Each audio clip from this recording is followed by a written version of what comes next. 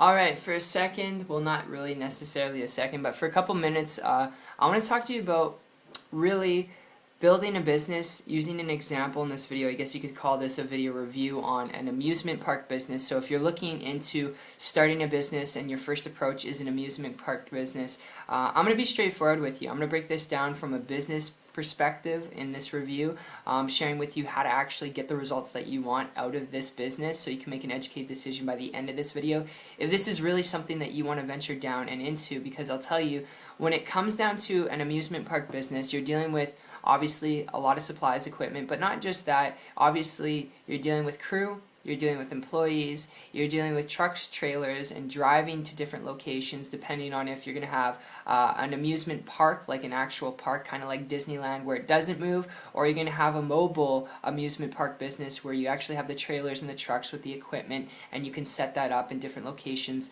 around the country. Now, because there are really those two different approaches you can take, I'm going to share with you just the principles, the fundamental principles that govern the business that apply to both of them, which is dealing with your upfront overhead investment, dealing with equipment, dealing with supplies, dealing with employees. You got to keep in mind when it comes to this overhead, all right, an amusement park business is highly profitable. It's a very lucrative business, and some people would even consider it passive. I know some people consider Disneyland and Disney World a passive income business because it's just something that people want to go to because it's a brand name. They have really all the rides people want to go on.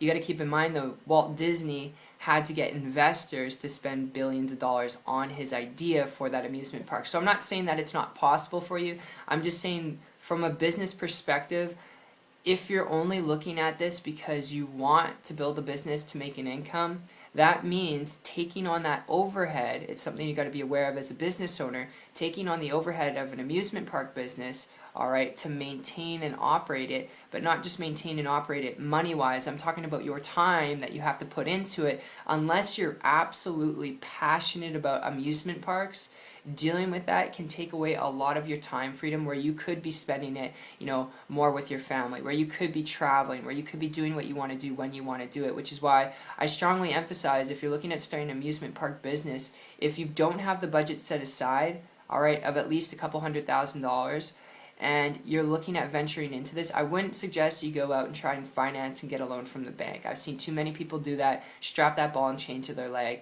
and take like 10, 15, 20 years to pay it off. Best tip I would give you if you're looking at starting an amusement park business to be your own boss, to create your own income, is learn how to create a highly profitable business and income, alright, with a lower amount of overhead. Alright, and if you really just want to go start an amusement park business at the end of this video still, comment down below and I'll point you in the right direction. I'll actually introduce you to a good friend of mine who has done this, alright, and it's actually a mobile amusement park that they had started, but I'll point you in the right direction. Just comment down below. But if you're looking at this on the flip side of things, to be your own boss, I've got a lead I want to throw your way to save you a lot of blood, sweat, and tears. And my story and experience with this goes back a year ago when I transitioned from a traditional business where I was dealing with supplies, equipment, employees, sometimes paying employees more than I was getting paid, and managing and maintaining that, doing paperwork, always in the office, always on the computer, 24/7, on the phone all the time.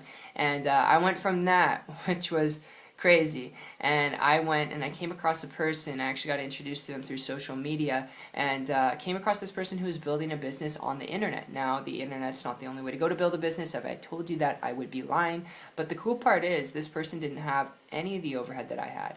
They're just building a business right from their laptop, being able to pick up, travel around the world, build their business at the same time.